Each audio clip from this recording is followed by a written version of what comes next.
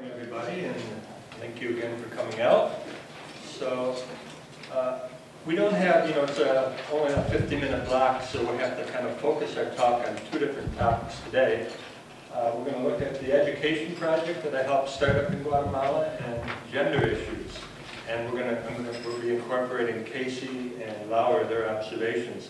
I'd like to start just by showing you a few slides to give you an idea of where it is that we live and what Guatemala looks like. Guatemala is a country located just to the south of Mexico. It's part of Central America. And the community that we live in is a small rainforest village. This is Santa Maria Ceja.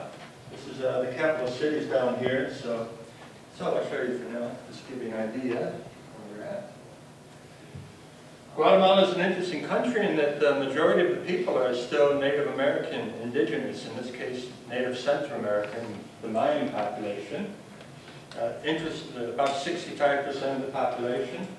And an interesting aspect of this is that within the Mayan culture there are 22 different ethnic groups, 22 different languages, 22 different styles of dress, but all generally under the umbrella of the Mayan culture.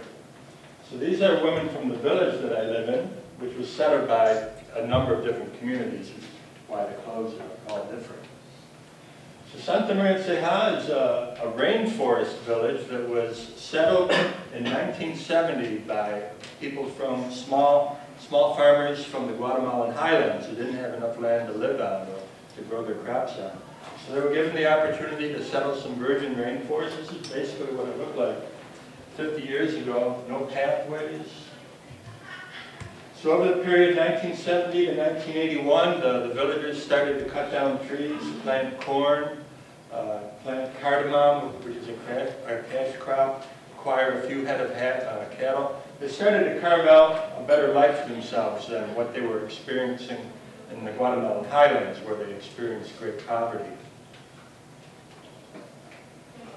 But then in 1982, there was a civil war in the country from 1960 to 1996, and 1982 is when it really hit its peak, a period known as scorched earth, where the Guatemalan army, as a way of combating an armed insurgency, went around and was basically they torched over 600 villages in Guatemala.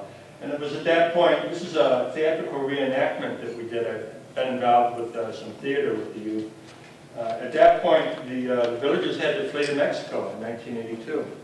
And I met them in 1991 when they were still in Mexico, and I started teaching classes at their request. I started teaching them math and science. So in 1994, I started living with them in 91, and was with them for about 3 years. In 1994, the war was starting to wind down to a close, and the refugees who were living in Mexico were able to go back to their native community of Santa Maria Ceja, flew in on an airplane, and they put a new road in out to the community. Previously, it didn't have a road. There's a shot of this bus coming in. So the community was divided at the time of the violence. The army came down upon this community, and people had to flee into the rainforest, Guatemalan army.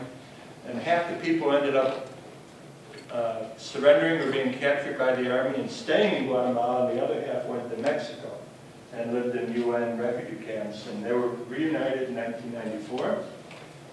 I was there on the day of the return, and people unpacking their possessions, tables, corn, chickens, buckets, whatever they had. And they asked me to stay on with them in Guatemala, and I did. And just a comment here that, I'll read what it says. The joy or excitement of rediscovering, coming back to their own land was balanced by the reality of having to start their life over. They lost everything in '82, went as refugees, started to rebuild a little bit, and came back to Guatemala in '94 and kind of had to jumpstart their lives again. And a lot of people lost loved ones during this time of the violence in '82. These are two brothers that suffered a catastrophic loss. Manuel lost several children, his wife, his mother, and his brother Pedro on the left also lost some loved ones. And they had a 5-year-old son, Edwin. He was 5 years old in 1982. 12 years later, he must have been 17 or so. And he came back, and I was with him planting the cross at the site of the massacre. Edwin's story is interesting because he's gone on to become a lawyer, and he's working on some human rights cases. So we started the first middle school back in 1995. We had done that in the refugee camp. This is interesting because the parent generation never had the opportunity to go to school. They had a real thirst for that their kids would have the opportunity to go to school, because they did back-breaking labor under the hot sun, cutting sugar cane, picking coffee, doing really hard work for $1 or $2 a day, and then getting ripped off a lot of times by the wealthy plantation owners who would rig the scales. They never had the opportunity to go to school. They didn't know how to defend their rights. They had few opportunities.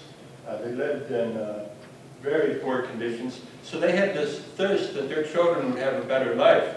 And although I'd never been a teacher, when I first met this community in '91 in the refugee camp, the first day they really cornered me and they said, we want you to teach. And well, I can't teach. I'm not a certified teacher.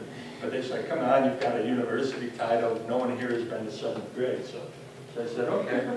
So back in Mexico, that's me in the middle, 17 years ago.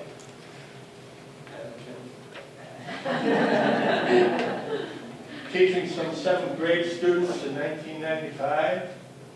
And so I've been going strong with the education. I started to teach. We've had a strong project. There's math and science and the principal originally. Then I started teaching English. And then as I gave talks at Brockport over the years, I've always mentioned, and I'll continue to mention, that we're open and excited if anybody here wants to come down. It requires some thought, and you have to go through some discernment. It's not like living, it's not like living in Batavia. It's quite a bit, it's a little further. It's quite different, but it's a really good possibility. You can come down, teach English as a Spanish language, really broaden your horizons on the world, improve or learn Spanish.